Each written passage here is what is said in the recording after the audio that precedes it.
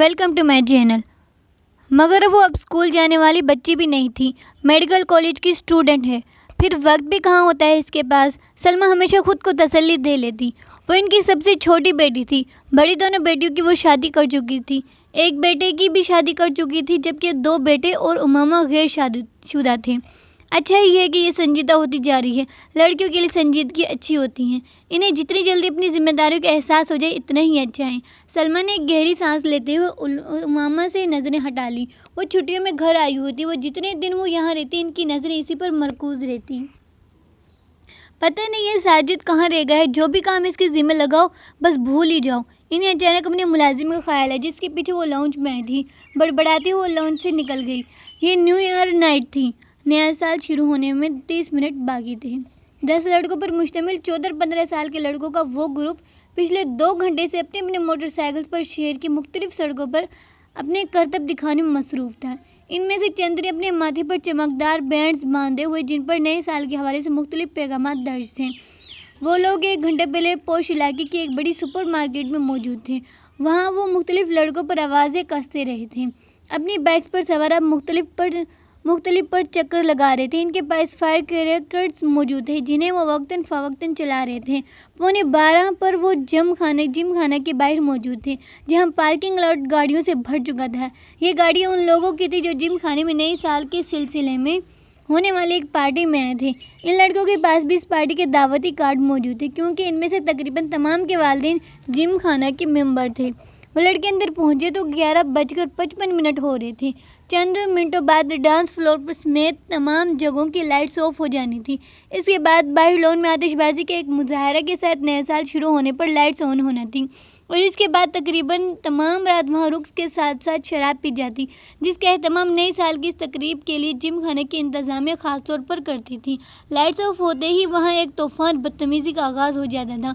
वहाँ मौजूद लोग इसी तूफ़ान बदतमीज़ी के लिए वहाँ आए थे। 15 साल वो लड़का भी 10 लड़कों के इस ग्रुप के साथ आने के बाद इस वक्त डांस फ्लोर पर रॉक बेड पर डांस कर रहा था। डांस में इसकी महारत काबिले दीद थी। 12 बजने में 10 सेकंड रह जाने पर लाइट्स ऑफ हो गई। ठीक 12 बजे लाइट्स एकदम दोबारा ऑन कर दी गई।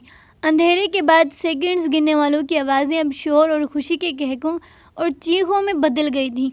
चंद सेकंड्स पहले थम जाने वाले म्यूज़िक एक बार फिर बजाया जाने लगा। वो लड़का अब अपने दोस्तों के साथ बाहर पार्किंग में आ गया, जहां बहुत से लड़के अपनी अपनी गाड़ियों के हॉर्न बजा रहे थे। इन्हीं लड़कों के साथ बियर के कैन पकड़े हुए वहां मौजूद एक गाड़ी की छत पर चढ़ गया। इस लड़के ने गाड़ी की छत पर खड़े खड़े अपनी जैकेट की जेब से बियर का एक भरा हुआ कैन निकाला।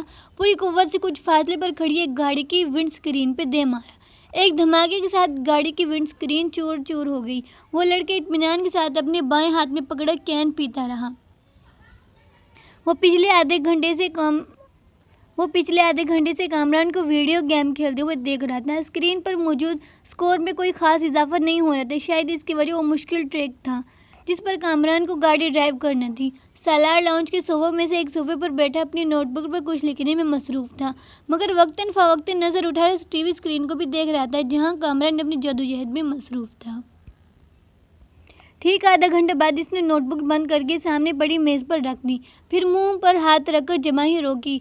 दोनों टांगें अपनी सामने पड़ी मेज़ पर रखकर वो दोनों हाथों की उंगलियां सर के पीछे बांधे वो कुछ देर स्क्रीन को देखता रहा, जहां कामरान अपने तमाम चांसेस ज़ाया करने के बाद एक बार फिर नया गेम खेलने की तैयारी कर रहा था। क्या प्रॉब्लम है कामरान? सालार ने कामरान को मुखातिब किया। ऐसे ही नया गेम लेकर आए हो, मगर स्कोर करने में बड़ी मुश्किल हो रही है, कामरान ने बेजारी से कहा। अच्छा मुझे दिखाओ। इसने सोफे से उठकर रिमोट कंट्रोल इसके हाथ से ले लिया। कामरान ने देखा पहले 20 सेकंड में ही सालार इसे जिस स्पीड पर दौड़ा था, इस स्पीड पर कामरान अब तक नहीं दौड़ा पाया था। जो ट्रैक इसे बहुत मुश्किल लग रहा था, वो सालार के सामने एक पचकाना चीज़ महसूस हो रहा था। 1 मिनट बाद वो जिस स्पीड पर गाड़ी दौड़ा रहा था, इस स्पीड पर कामरान के लिए इस पर नज़रें जमाना मुश्किल हो गया, जबकि सालार इस स्पीड पर भी गाड़ी को मुकम्मल तौर पर कंट्रोल किए हुए था। 3 मिनट बाद कामरान ने पहली बार गाड़ी को डगमगाते और फिर ट्रैक से उतरकर धमाके के साथ तबाह करते देखा।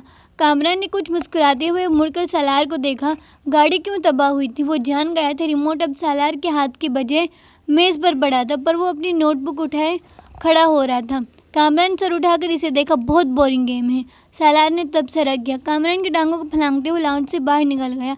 कामरान होंठ भींचते साथ हिंसे पर मुबनी इस स्कोर को देख रहा जो स्क्रीन के एक कोने में जगमगा रहा था।